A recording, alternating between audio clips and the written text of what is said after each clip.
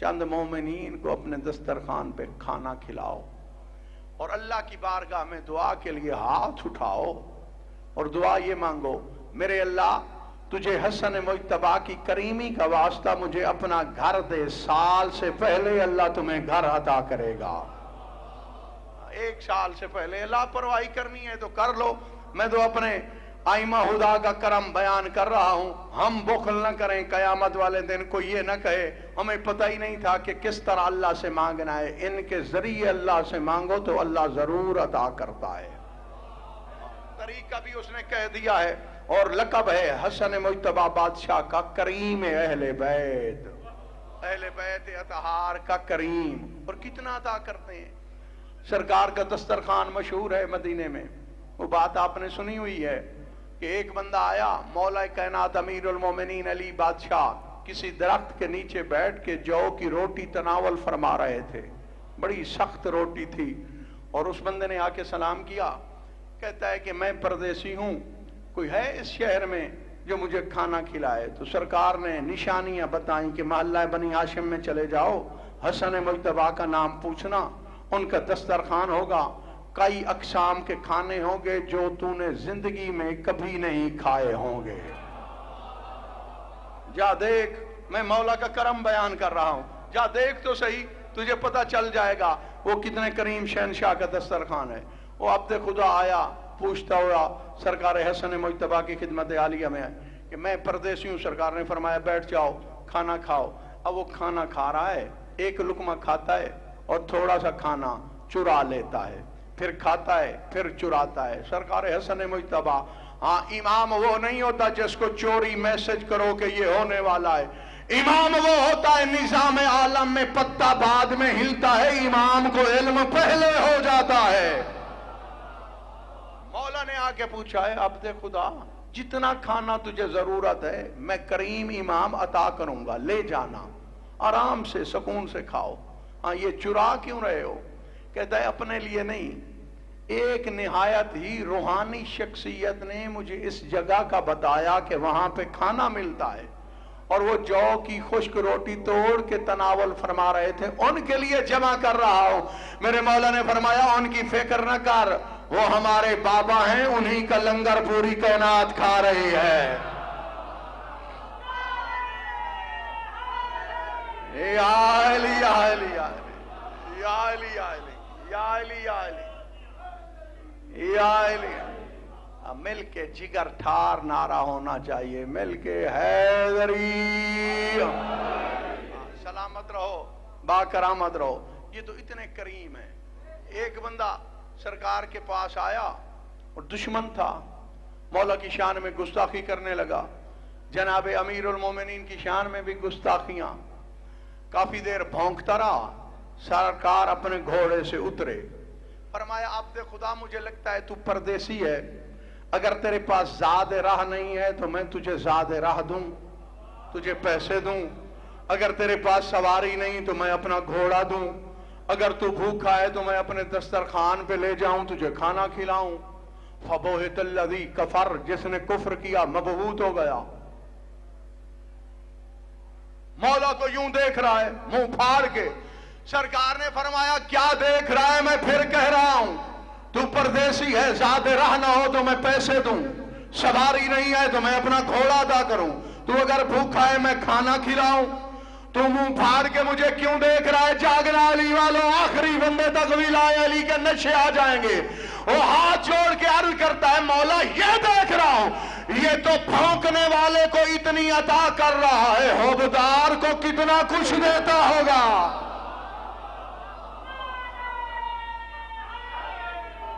یا علی یا علی یا علی یا علی یا علی یا علی یا علی بھائی، سلامت رہو، آباد و شاد رہو۔ ان کا کرم تو اتنا ہے دشمن حیران ہو جائیں۔ دشمن جس نے خدا کے دین کی صورت اجال دی، وحشی دلوں میں امن کی بنیاد ڈال دی۔ جو وحشی تھے ان کو امن کا درس دیا ہے میرے مولا حسن مجتبیٰ نے۔ یہ کتنے کریم ہیں، ان سے آپ مانگ کر تو دیکھو۔ ایک جملہ جناب خضر نبی نے آ کے بیت اللہ الحرام حج کے لیے دونوں شہزادے گئے، سلطان کربلا میرے مولا حسن مجتبی، تو نبی نے آ کے پوچھا، سوال کیے ہیں انہوں نے، وہ کہتے ہیں ایکم وارا جسد ابی تراب فی التراب، تم میں وہ کون عظیم ہستی ہے جس نے ابو تراب کو تراب کے سپرد کیا؟ سمجھ نہیں آئی یا لاپرواہی کر گئے ہو؟ وہ فرماتے ہیں کون ہے عظیم ہستی جس نے امیر المومنین علی ابن ابی طالب کو دفن کیا؟ امیر المومنین کو دفن کرنا بہت بڑا مقام رکھتا ہے۔ تو میں آپ کو یہ واقعہ سناؤں، شاید آپ توجہ سے سماعت فرما لیں تو بات واضح ہو جائے۔ میرے مولا امیر المومنین نے وصیت فرمائی جناب حسن مجتبی کو کہ مجھے غسل و کفن دینا، اس کے بعد میرا جنازہ پڑھانا، اور اس کے بعد غزوہ ناقہ پہ سوار کرنا۔ غریب، یہ وادی السلام کے قریب جہاں پہ میرے مولا کا مزار مقدس ہے، اس کے قریب جب پہنچنا، ایک نقاب پوش جوان ملے گا اور آپ نے سلام کرنا ہے، وہ آپ کو سلام کا جواب دے گا، اور اس کے بعد آپ نے مہار اس کے ہاتھ پہ رکھ دینی ہے، نہ کچھ پوچھنا ہے نہ بولنا ہے، واپس چلے آنا ہے۔ میرے مولا نے فرمایا سمعن و طاعتا، بابا جان میں نے سن بھی لیا، میں نے اطاعت بھی کر لی۔ سرکار کے جسد اطہر کو غسل و کفن کے بعد، نماز جنازہ پڑھانے کے بعد، غزوہ ناقہ پہ سوار کر کے میرے مولا حسن مجتبی چل پڑے۔ ہاں، جو مقام موعود تھا، جس جگہ کا مولا امیر المومنین نے فرمایا، وہاں پہ جوان ظاہر ہوا، اس کے چہرے پہ نقاب تھی، تو سرکار نے سلام کیا، اس جوان نے سلام کا جواب دیا، مولا حسن مجتبی نے اس ناقے کی مہار اس جوان کے ہاتھ پہ رکھ دی۔ سرکار حسن مجتبی پیچھے 3 قدم چلے اور اس کے بعد فرمایا یا ایھا القادم کف لا مکانتک، اے جانے والے رک جا، آگے مت چلنا۔ جوان نے کھڑے ہو کے کہا، آپ سے آپ کے بابا جان نے نہیں کہا تھا کہ اس جوان سے کچھ پوچھنا نہیں ہے، بس مہار دے دینی ہے؟ میرے مولا حسن مجتبی نے فرمایا ہاں، میرے بابا کا حکم تھا، اس وقت کے امام وہ تھے، ان کی وصیت پہ میں نے عمل کیا، اب میں امام ہو کے حکم دے رہا ہوں، تو بتا تو کون ہے؟ اب مجھے بتا، میں امام ہو کے پوچھ رہا ہوں، تو کون ہے؟ فَإِذَا قَشَفَ النَّقَابَ فَإِذَا هُوَ أَمِيرُ الْمُؤْمِنِينَ عَلِيُّ بْنُ أَبِي طَالِبٍ۔ علی والو سلامت رہو بھائی،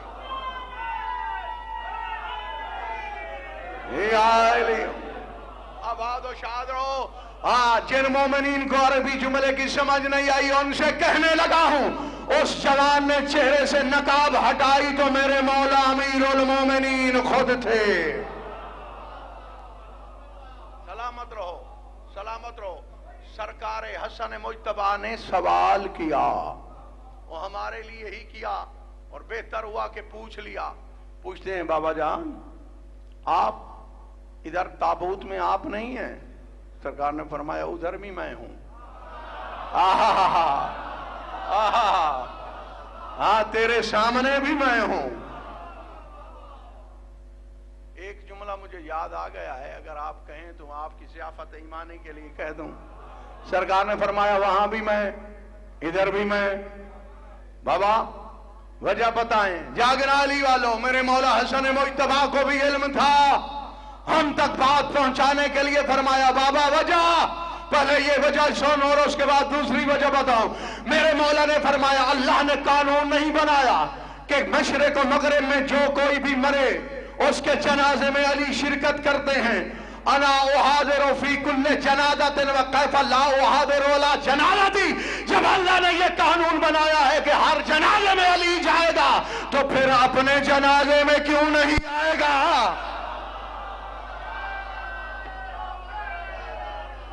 یا علی یا علی یا علی یا علی یا علی یا علی یا علی یا زندہ باد، زندہ باد، زندہ باد، زندہ باد، زندہ باد، مرد آباد، مرد آباد، مرد آباد، مرد آباد، مرد آباد۔ یا علی یا علی یا علی یا علی یا علی یا علی یا علی یا علی یا علی یا علی. سلامت رہو بھائی، آباد و شاد رہو، آباد رہو بھائی. مولا پاک آپ کے دلی مقاصد پورے فرمائیں. ٹھیک ہے، تو اس لیے میں نے کہا ہے کہ کوئی جگہ ایسی نہیں ہے جو میرے مولا امیر سے خالی ہو. اب میں دلیل دینے لگا ہوں. جناب سلمان فارسی نے بات پھر لمبی ہو جائے گی، کسی وجہ سے پوچھا یا رسول اللہ جو میرے مولا امیر المومنین کے 18,000 یا 70,000 یا جتنے ہزار راز ہیں ان میں سے ایک راز تو بتائیں.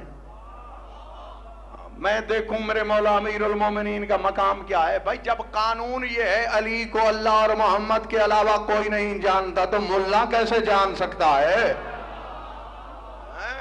کون جان سکتا ہے میرے مولا امیر المومنین علی بادشاہ کو؟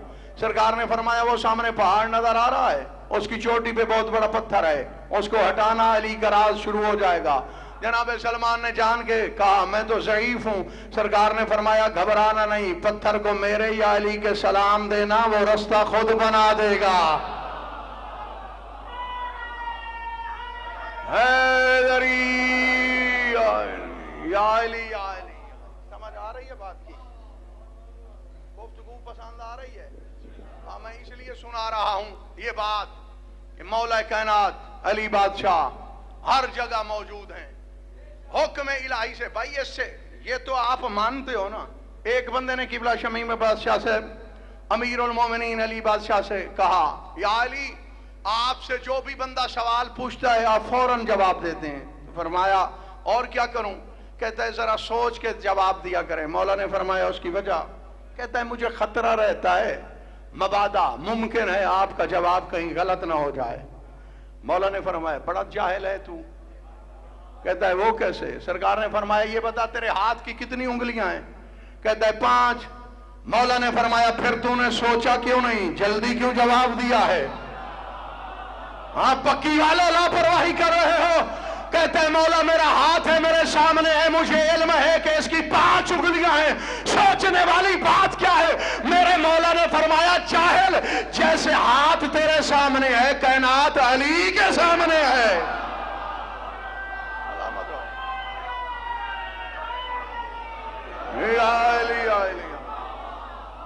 سلامت رہو، آباد و شاد رہو.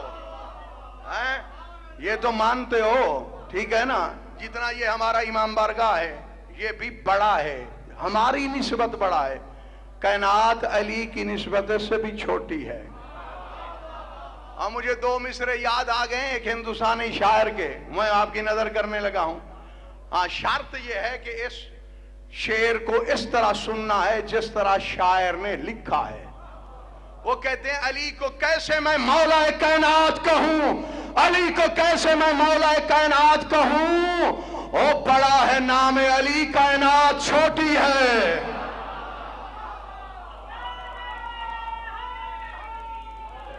یا علی یا علی یا علی یا علی. سلامت رہو، آباد و شاد رہو. بات مکمل کر لوں میں؟ اتنی تو ہے اجازت. سرکار نے فرمایا پتھر کو میرے یا علی کے سلام کہنا. آپ بھول چکے تھے، مجھے یاد ہے کہ راز میرے مولا امیر کا شروع ہو جائے گا. جناب سلمان فارسی فرماتے ہیں میں نے پتھر کو سلام دیے، پتھر نے راستہ چھوڑا. میں نے دیکھا بہت بڑا دروازہ ہے، بہت بڑا دروازہ سونے کا. دروازہ کھلا، سیڑھیاں اترنا شروع ہو گیا، سیڑھیاں بھی سونے کی. میں نے بہت بڑا شہر دیکھا، سونے کا شہر، مکانات سونے کے بنے ہوئے ہیں، بہت بڑا شہر. میں نے گھوم کے دیکھا، اس کے محلے گنے 70 محلے، ہر محلے میں 70 مسجد ہے اور ہر مسجد میں 70 ممبر ہے، ہر ممبر پہ علی خطبہ دے رہے ہیں.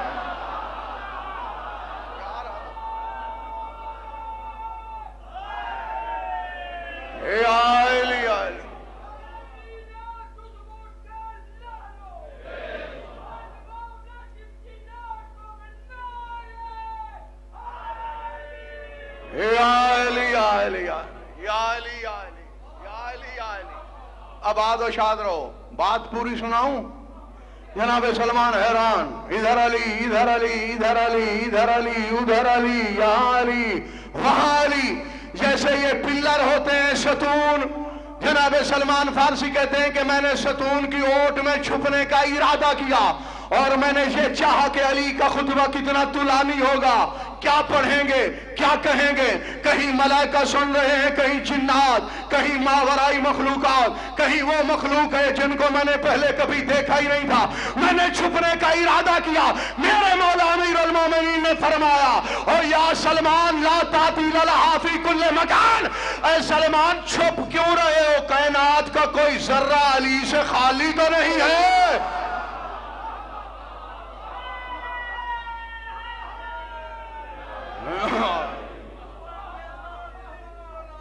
علی مولا علی مولا علی مولا علی مولا علی مولا علی مولا۔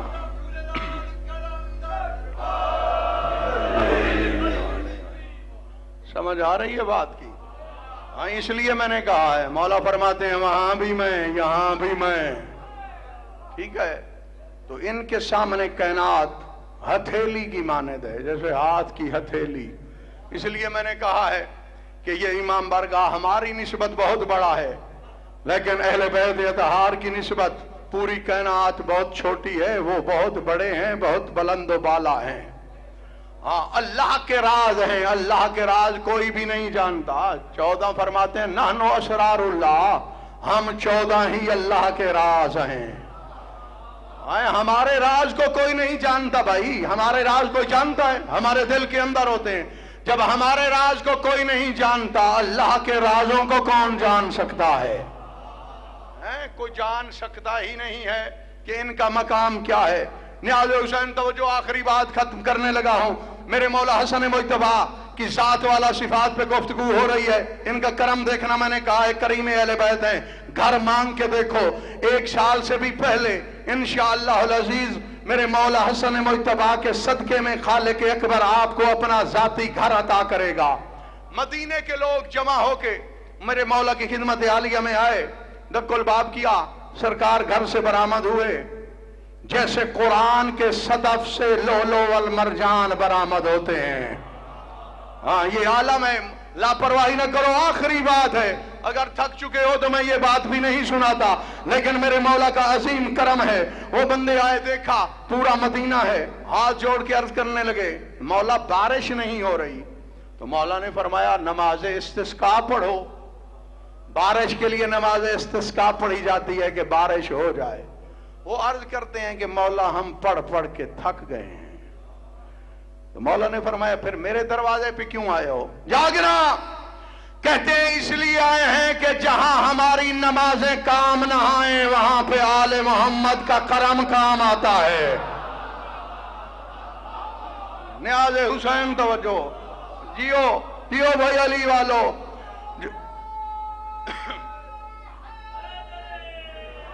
یا علی یا علی یا علی یا علی۔ میرے مولا حسن مجتبی مسکرائے، فرماتے ہیں اگر مجھے اتنا کریم سمجھ کے آئے ہو تو پھر میں تمہیں اختیار دیتا ہوں۔ کس بات کا؟ کہ تم بتاؤ کس چیز کی بارش ہو۔ بارش کس چیز کی ہوتی ہے؟ پانی کی ہوتی ہے، قطروں کی۔ میرے مولا نے فرمایا اختیار دے رہا ہوں، اتریدون المطر ام البرد ام اللؤلؤ، مجھے یہ بتاؤ پانی کی بارش برساؤں، برف برساؤں یا جواہرات کی بارش ہو؟ سلامت رہو، سلامت رہو، سلامت رہو، با کرامت رہو۔ ایک پتھر ہے جس کی دنیا میں کوئی کان نہیں ہے، پتھر کان سے نکلتا ہے، لیکن ایک پتھر ہے اس کی کان ہی نہیں ہے۔ ہم مدینے والے لوگوں نے کہا مولا تینوں بارشیں ہوں، تو سرکار حسن مجتبی نے بارشیں برسا کے دکھائیں۔ پانی کی بارش بھی، برف کی بھی۔ مدینے میں بڑی گرمی ہوتی ہے، شاید وہی وہ برف باری پہلی اور آخری، پھر امام زمانہ برسائیں گے، اس کے بعد وہاں پہ برف نہیں برسی۔ جواہرات کی بارش بھی میرے مولا حسن مجتبی نے برسا کے دکھائی، اور لوگوں نے جواہرات اٹھائے بھی۔ اپنی ضرورت کے لیے ان کو فروخت بھی کیا، اپنی غربت بھی دور کی، امیر بھی ہو گئے، اور اس کے بعد پھر بھی آل محمد کو غراتے رہے۔ سر اٹھاؤ، میں چیلنج سے کہہ رہا ہوں، ایک ایسا پتھر ہے جس کی کان نہیں ہے، وہ اہل بیت اطہار کا کرم ہے، کان نہیں ہے۔ کون سا پتھر؟ در نجف کی کان نہیں ہے۔ نجف میں جو بارش ہوتی ہے علی اس قطروں کو در نجف بنا دیتے ہیں۔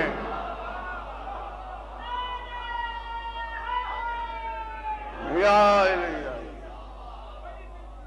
آباد و شاد رہو۔ اس لیے میرے مولا نے فرمایا جواہرات کی بارش ہو، برف برساؤں یا پانی کی بارش ہو، یہ وہ کریم ذوات ہیں، قدسی صفات ہیں جن کی معرفت کوئی بندہ نہیں رکھتا۔ عزت جو بڑی تھی تو مصیبت ہی بڑی تھی۔ 28 سفر کا دن ہے، آج 2 شہادتیں ہیں۔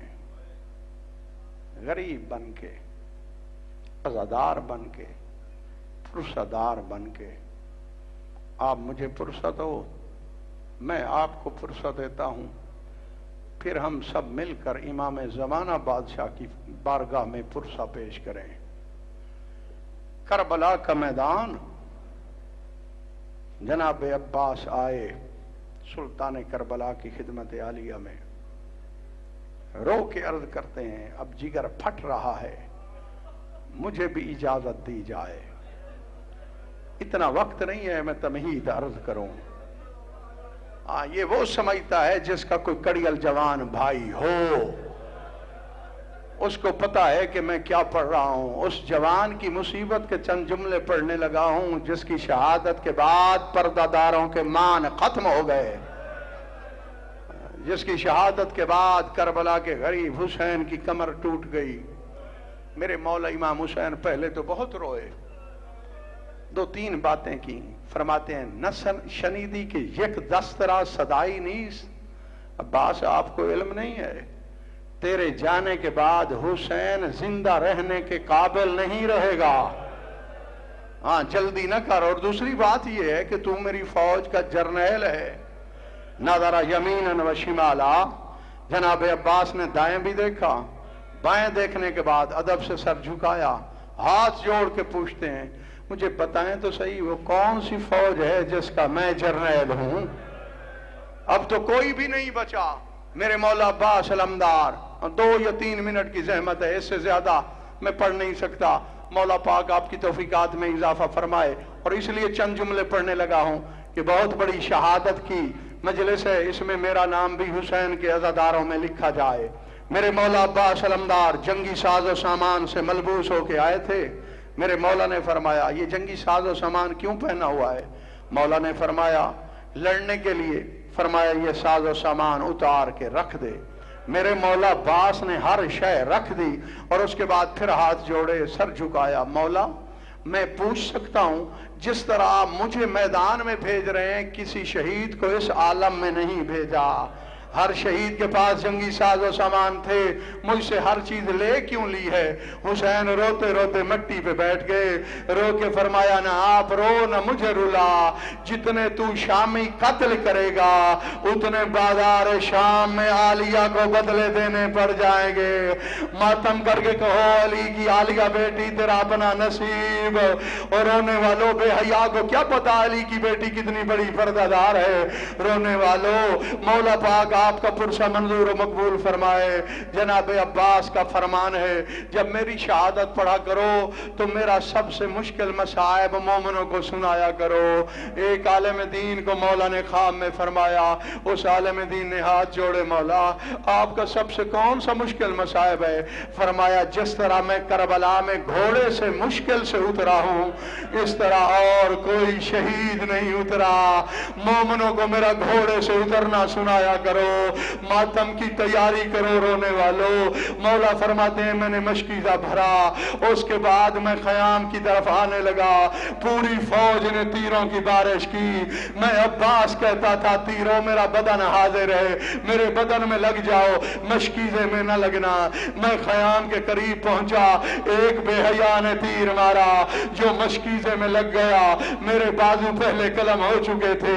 जब पानी बह गया पानी, मैंने अपने घोड़े से कहा अब ख़याम में जाने की जरूरत नहीं है, मुझे मैदान में ले चल। अब अशल पूछता है मौला उसकी वजह। फरमाया बाजू होते मैं दोबारा मशकीज़ा भरता, बाजू तो कलम हो गए। मैंने अपनी आका ज़ादी से वादा किया था मैं पानी लेके आऊंगा, अब पानी तो नहीं है।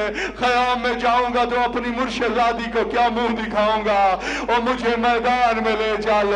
रोने वालों घोड़ा मैदान में आया, करबला की नगरी हिलना शुरू हो गई। रोने वालों जब जनाब अब्बास के दोनों बाजू कलम हुए, अली बादशाह की आलिया बेटी ने तमाम पर्दादारों को बुलाया, रो के फरमाती हैं अब अगर तुम्हारी चादरें लूट ली जाए आलिया पे नाराज न होना, जिस अब्बास के सहारे मैंने तुम्हारे पर्दे की जमानत ली थी उसके दोनों बाजू कलम हो गए। रोने वालों तैयारी करो, मेरे मौला फरमाते हैं आलम दीन से आलम खाम में आपको पता है मेरे दोनों बाजू कलम हो गए। वो कहते हैं हाँ मौला मुझे इल्म है। फरमाया ये भी जानते हो मेरे सर में गोर्ज लगा था? हाँ मौला जानता हूँ। मेरे मौला ने फरमाया फिर तू भी मसाइब की तैयारी कर, इस तरह मोमिनों को सुनाया कर मेरे दोनों पैर रकाबों में थे, मेरी आंख में तीर लग गया, मैंने इरादा किया दोनों पैर निकालूं, यहाँ घुटनों की मदद से आंख वाला तीर निकालूं। अब्बास अलमदार फरमाते हैं मैंने इधर सर झुकाया, मेरे पैर रकाबों से बाहर नहीं आए थे। अब्बान बिन दारम ने मेरे सर पे गुर्ज का वार किया। रोने वालों करबला की नगरी हिलना शुरू हो गई। पक्की वालों चार काम बैक वक्त हो गए। अब्बास घोड़े से गिर पड़े, हुसैन कुर्सी से गिर पड़े, आलिया के सर से चादर गिर पड़ी, छोटे बच्चों के हाथ से खाली जाम गिर पड़े। हुसैन ने रो के फरमाया अलहान इनका सारा सहारी। और करबला के गरीब ने इमामा उतार के जमीन पे फेंका और खा के करबला सर में डाल के अब्बास का नुहा पढ़ के कहा अल-यौम इस्तजारा बिहिल हुदा। अब्बास तेरे जाने के बाद मेरी पनाहगाह खत्म हो गई। अल-यौम नामत आयुन बिकलम कलम और तसाहदत उखरा फाज़ा मनामुहा।